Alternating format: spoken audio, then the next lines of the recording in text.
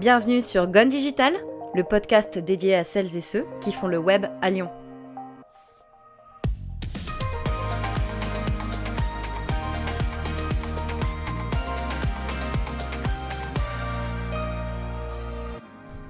Bonjour à toutes et à tous, j'espère que vous allez bien. Je suis Alice et pour ce deuxième épisode de Gone Digital, j'accueille Patrick Valibus qui est CEO de l'agence web 410 Gone. Bonjour et merci. Alors comment tu vas Patrick, déjà ? Eh ben écoute, la grande forme en ce moment, plein d'actualités pour ma boîte que je viens de lancer et puis même sur Lyon et dans mon domaine, le SEO, il y a plein de choses qui bougent donc je suis au top. Super.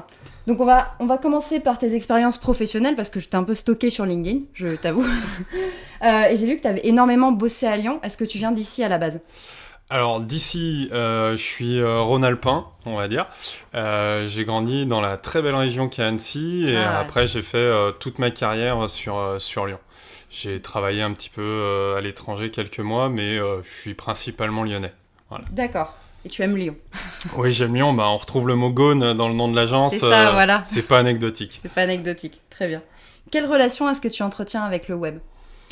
C'est l'aspect immédiateté qui m'intéresse dans le web, le dynamisme, l'efficacité qu'on peut avoir tant dans la mise en place de solutions informatiques par exemple ou même de communication. C'est ce truc-là qui m'attire dans le web, quoi.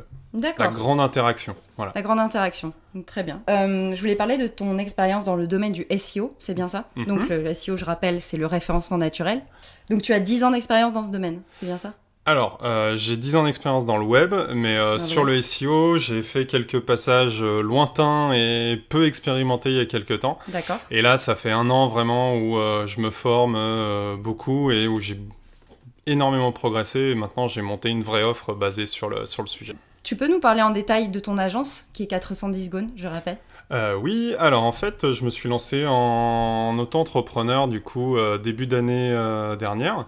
Okay. J'ai vu que ça prenait bien et du coup je me suis dit faut que je me structure maintenant en agence pour pouvoir recruter. J'ai d'ailleurs mon premier développeur de choc qui est arrivé hier. Félicitations. Voilà. C'est génial. Donc Thomas, un futur tueur Magento, enfin déjà tueur Magento, mais vous en entendrez parler, on va faire plein de contenu avec lui aussi. Voilà.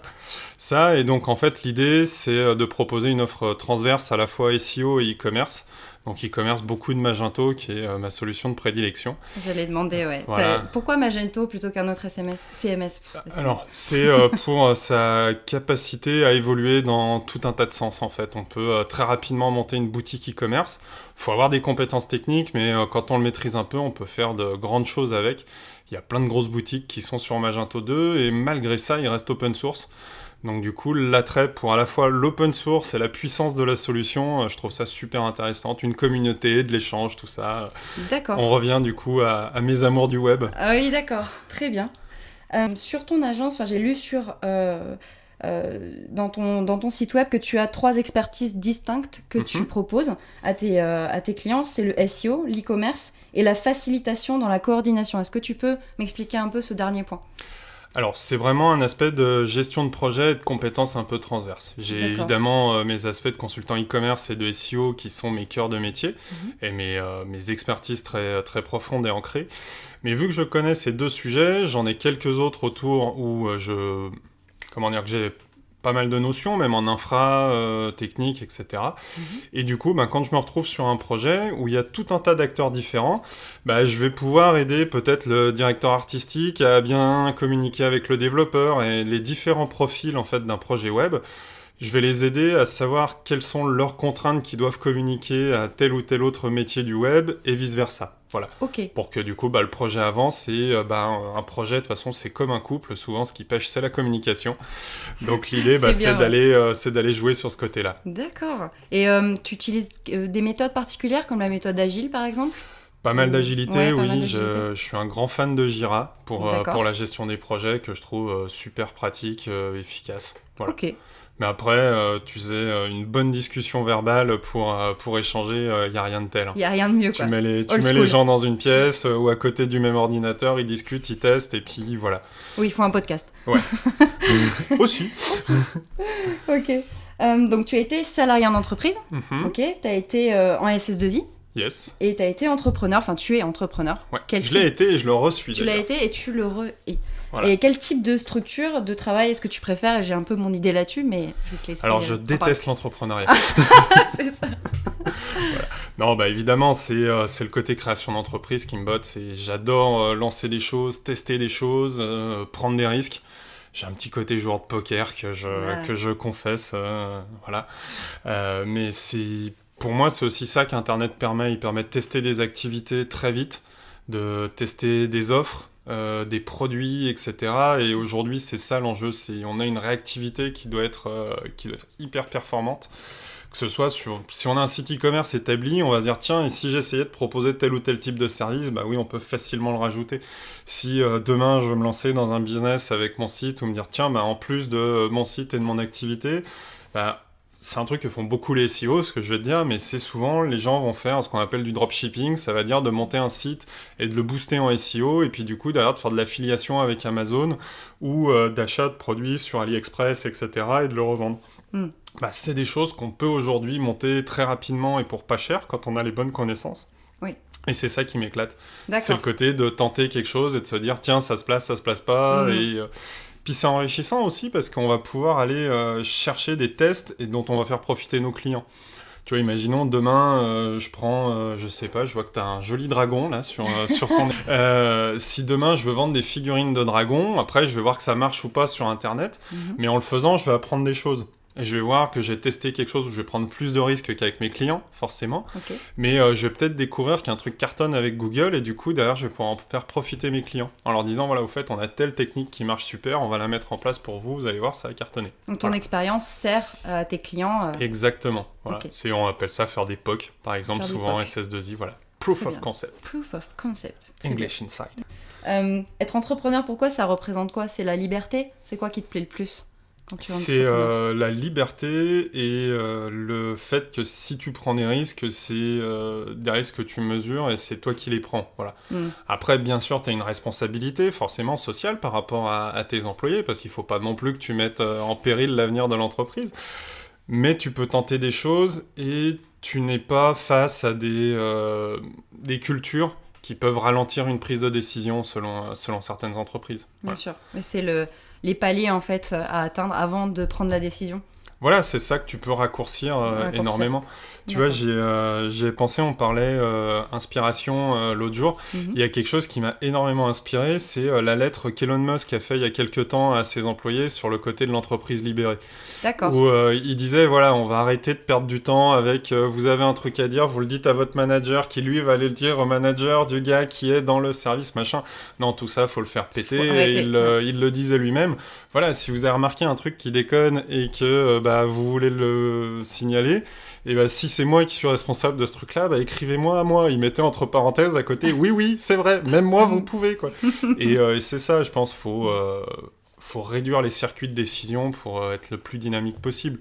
Faut garder de l'intelligence forcément dedans, mais y a pas de raison. Mais oui, être agile et être plus rapide, c'est clair. Mais j'adore Elon Musk, donc tu me parles en grande fan d'Elon Musk. Super. Tu as réalisé l'année dernière une conférence au Blend Web Mix. Yes. Et qui se nomme Cloaking is not a crime, qui parlait de la façon d'optimiser son crowd budget, ça, sans risque, en réhabilitant le cloaking white hat. Est-ce que tu peux me raconter de quoi ça parle et comment tu as vécu cette expérience? Alors, qu'est-ce que c'est que ce charabia? En rapide, en fait, le cloaking, c'est une pratique SEO qui a été à la base popularisé par tout ce qu'on appelle les black hats. Donc les black hats, c'est les SEO qui vont utiliser des techniques qui vont marcher jusqu'à ce qu'elles se fassent détecter par Google, et là, ça pique. Ouais. Voilà. Il y a une manière d'utiliser le cloaking, c'est ce que j'explique dans la conférence, qui permet de ne le faire que sur les liens et le maillage du site, et qui va permettre d'optimiser le référencement de votre site. Voilà. Pourquoi en très rapide, mais Google, du coup, ne va voir que des pages qui, entre elles, parlent de pages à sens proche. Il va favoriser ça, c'est comme tout. Si aujourd'hui t'invitais sur un podcast web quelqu'un pour parler de cuisine, ça aurait peut-être pas le même sens. Voilà. Et là, l'idée, c'est de regrouper les sens les uns avec les autres, et ça, c'est valorisé par Google. Voilà. D'accord. Et donc, l'idée, c'était de parler de cette technique, qui est assez complexe à mettre en place. On est vraiment sur du SEO technique, pour la démocratiser, parce que je trouve ça dommage que des gens soient bridés dans leur technique. Et puis du coup, ça a bien plu, je pense. Et je la refais d'ailleurs là dans... je me fais 2 secondes de pub. Je la refais fin du mois, donc aussi au camp à Paris. Voilà. Ok, c'est quelle date ? C'est le vendredi 22, 23. Je sais plus en jour, mais c'est le vendredi notez-le après-midi. dans vos agendas. Voilà. Ok, super. Voilà. Et comment t'as vécu l'expérience de la conférence en elle-même ? Alors, pas mal de stress. Au sens où tu te retrouves quand même devant une salle de 250 personnes sur un truc très technique, donc du coup tu sais pas quel est le niveau des gens quand ils arrivent dans la salle, donc du coup ça implique de vulgariser au maximum les sujets, mais ça c'est intéressant parce que j'essaye toujours d'être pédagogique et dans le partage, et du coup c'était sympa franchement quoi. Ouais, j'ai vu ta présentation, elle était top, elle était dynamique et ludique en fait. Puis j'avais été bien aidé pour la préparation en répétition par... Et c'est moi. Voilà. C'est très bien. Sur ton profil LinkedIn, il y a marqué « J'aime que les choses bougent et avancent rapidement ». Donc ça veut dire quoi exactement ? C'est ton côté impatient. Voilà, c'est mon mantra de pas s'empêtrer dans des décisions, des discussions, des négociations, à n'en plus finir, quoi. On part sur un sujet, on se dit ce qu'il faut, et puis on y va et on avance, voilà. Je sais plus avec qui j'en parlais l'autre jour, mais l'idée, c'est t'as un objectif final, tu poursuis cet objectif et tu fais tout pour l'atteindre. Et du coup, les petits tracas que tu peux avoir entre-temps, souvent, en fait, ils vont te paraître anecdotiques, et puis tu vois après s'il y a encore besoin de les traiter ou pas. Parce que souvent, c'est comme sur un projet, en fait. J'ai vu ça plusieurs fois, où t'as plein de tickets qui arrivent, où tu te retrouves avec un Mantis, un Jira, un Redmine, etc. Là, les chefs de projet qui nous écoutent comprendront. vont se dire « Oula !» Ça, et on a un backlog de fous furieux, et puis des fois on va changer peut-être d'intégrateur, etc. Du coup, on va plus utiliser le même outil, faut tout réintégrer dans l'autre outil, et puis là, comme par hasard, on se rend compte, il y a peut-être pas besoin de tout réintégrer, en fait, c'était peut-être pas nécessaire, voilà. Et en fait, j'essaye d'appliquer ce filtre-là de manière un peu intuitive le plus tôt possible. Oui. Comme ça, on va avoir moins de problèmes sur le long terme. Voilà. D'accord. C'est comme ton objectif à la fin, si c'est de vendre, tu fais en sorte de mettre en place ce qui te permet de vendre.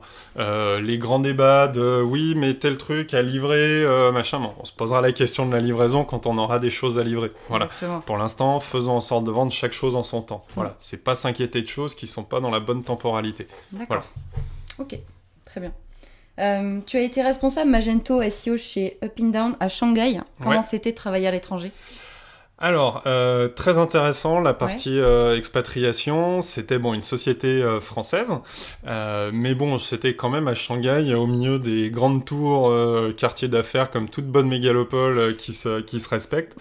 Après, ce que j'aime bien dire à propos de Shanghai, c'est que c'est pas non plus ultra dépaysant, hein, on n'est pas au fin fond de la Papouasie, voilà, hein, c'est... Globalement, tu prends New York ou tu prends Singapour ou machin et tu mets des Asiatiques qui habitent à Shanghai et c'est la même chose. Voilà. Il y a beaucoup de choses écrites en anglais, voilà. Mais c'est très intéressant. Néanmoins, tu vois d'autres cultures. Et une belle expérience. Quand je suis rentré, ça m'a bien servi le côté « Ah bon, vous êtes parti à l'étranger du coup, oui, et vous parlez anglais, à votre avis ?» Of course. Oh yeah.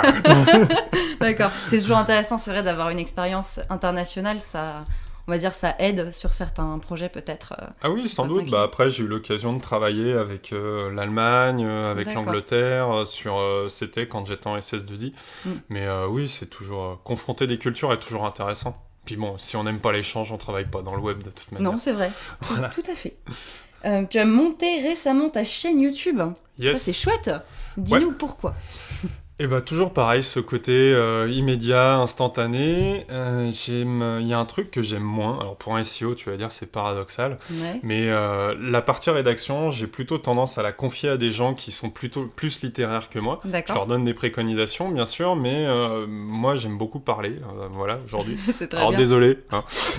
Il faut pas. Ça, et du coup, la vidéo, ça répond aussi à ce besoin-là. C'est de m'exprimer sur quelque chose rapidement, de partager de l'info, de la connaissance, poser une question, et c'est pareil, dans les réseaux sociaux, je suis plus sur Twitter, tu vois. Ok. J'essaye de partager sur LinkedIn, parce que forcément, l'aspect professionnel, ça s'impose, mais le côté brut et clair et concis de Twitter est quelque chose qui m'intéresse. Du coup, avec la vidéo, tu peux faire la même chose. Tu vois, tu veux communiquer sur quelque chose, tu le fais en vidéo, tu te prends contre un mur blanc, voilà, tu te poses pas de questions et tu y vas, quoi. D'accord. Voilà. Seul truc qui est long, c'est rajouter les sous-titres. Mais bon, je le fais pas tout le temps. Pourtant, c'est bien. Ok. Et comment elle s'appelle, ta chaîne YouTube? Eh ben, c'est celle qui est rattachée à mon profil Gmail. Je crois que je l'ai même pas mis sur la pro. C'est vous cherchez Patrick Valibus et vous allez tomber dessus. Voilà. Donc, vous savez ce qu'il vous reste à faire sur YouTube. Cherchez Patrick Valibus. Est-ce que tu peux nous donner tes outils fétiches ou des logiciels avec lesquels tu aimes bien travailler? Yes, alors là on va parler très technique SEO balance. Avec Visiblis qui est un outil vraiment de sémantique en SEO. Voilà, donc bon, si vous êtes SEO, vous le savez, le web est devenu très sémantique. Suffit pas juste d'ajouter un mot-clé, il faut trouver la bonne empreinte du mot-clé, quels sont les lexis un peu proches. Et pour ça, Visiblis fait super bien le boulot et permet de travailler son maillage interne et donc de faire du clocking white hat comme je le préconise. Voilà, donc c'est un super tool qui a été monté par quelqu'un qui fait partie de, comme il s'appelle eux-mêmes, la famille Cocon Sémantique. Voilà, pour ceux qui sont SEO, ils comprendront. D'accord, ok. Est-ce que tu as d'autres outils ou d'autres logiciels? Ce que j'utilise après au quotidien, oui, beaucoup forcément du Google Analytics, mais bon, ça c'est évident. Je travaille pas mal avec SEMrush aussi, pour tout ce qui va être faire de l'étude de mots-clés, du suivi de positionnement, ou alors Monitorank, on va parler du copain SEO des choix aussi.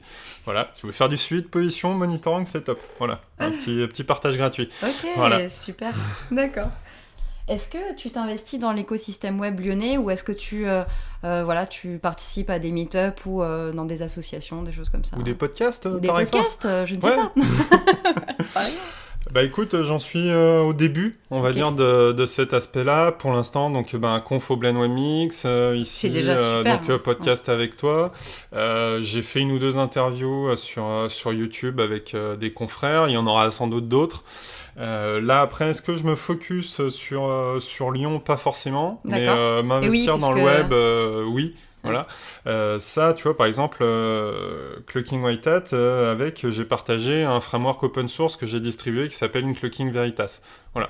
Donc pour le coup, je l'ai même fait en anglais. Donc tu vois, le partage. Il y a des tas de gens super sur Lyon à chaque fois que je croise à la Happy Cuisine, tous les mois, voilà, c'est des gens super et j'ai envie de m'investir plus, mais je me limite pas à Lyon. Voilà. Très bien. Parce que du coup, il y a plein de choses. Après, peut-être qu'un jour, j'organiserai un event à Lyon, pourquoi pas. Pourquoi pas. Mais c'est un petit projet, mais on va pas en parler trop tout de suite. D'accord, voilà. Pas de souci. On suit ton actualité en tout cas. Ok. Ça n'a rien à voir avec le web, ou pas, enfin comme tu veux, mais quelles sont tes adresses coup de cœur à Lyon? J'adore le sucre. T'adores le sucre, d'accord. Alors on parle pas du sucre qu'on met dans son thé, voilà, on parle du sucre. Donc la salle de concert qui est à Confluence. Et en fait, ce que j'aime bien, c'est que j'ai entendu une fois, il faudrait que je vérifie cette info quand même, mais que ça avait été créé par les gens des Nuits Sonores. Et Agoria et Laurent Garnier. Voilà, j'ai cru comprendre que les 3 étaient dans le projet à l'initial. Et Laurent Garnier est un DJ que j'adore. Et voilà, si jamais vous aimez Laurent Garnier, je vous invite à lire sa biographie. Enfin, son autobiographie qui est super intéressante. Voilà, on voit vraiment quelqu'un qui s'est dit je vais vivre de ma passion et qui l'a fait à fond et qui s'éclate aujourd'hui et qui est pareil, il est vraiment dans le partage aussi d'un point de vue culturel et artistique et c'est top. Voilà. Ok, au top. Donc le sucre. Pour finir, j'aimerais bien que tu nous parles de quelque chose, soit un bouquin, un site web, une conférence, ce que tu veux, qui t'a inspiré récemment. Je vais faire une redite, duplicate content, comme diront les SEO, mais duplicate content.